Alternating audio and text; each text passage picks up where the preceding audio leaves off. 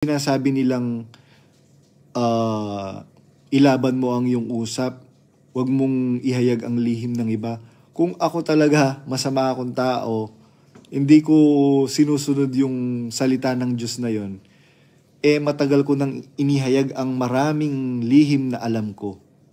Bakit ko inihayag ngayon itong mga lihim na dapat po ninyong malaman?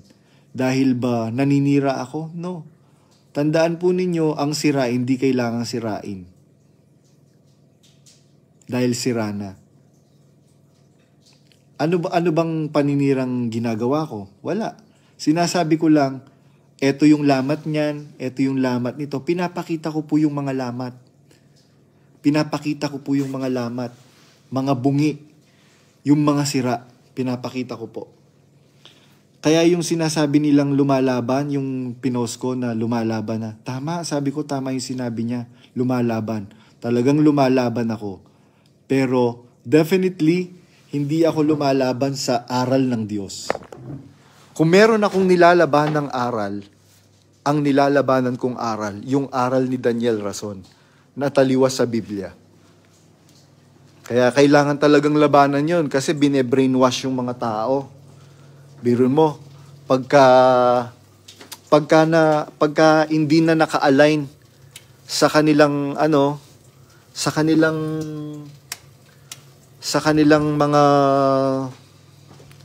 mga belief, no? Sa kanilang mga point of view sa buhay, masama ka ng tao. Alam niyo po, ang Diyos hindi po ganun.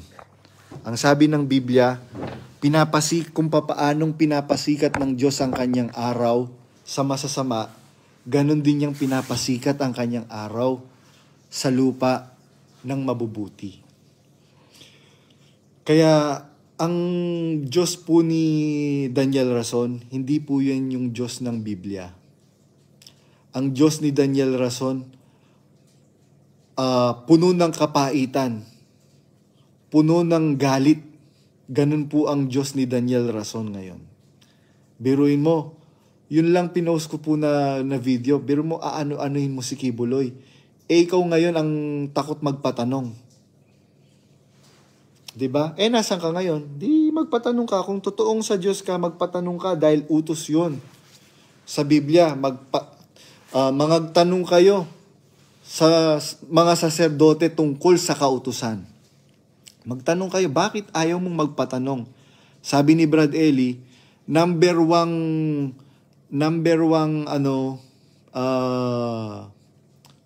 pagkakakilanlan ng isang mangangaral na sa demonyo, yung hindi nagpapatanong.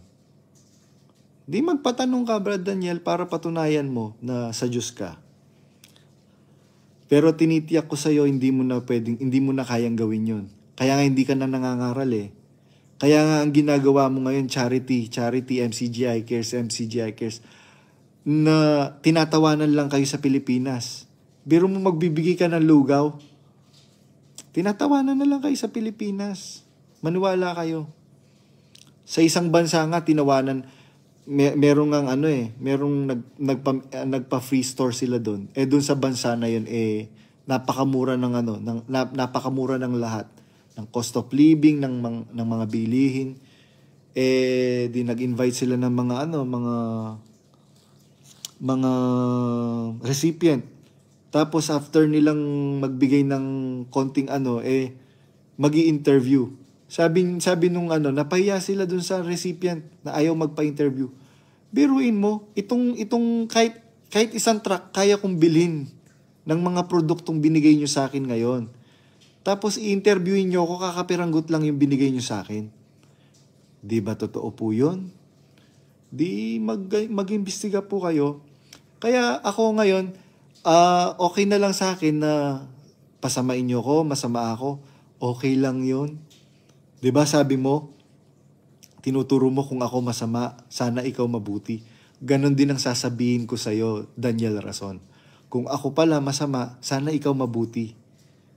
Kung ako pala masama, Bet Rason, sana ikaw mabuti. Ganun lang. Kung ako pala masama, Dan Rason, sana ikaw mabuti. Ganun lang.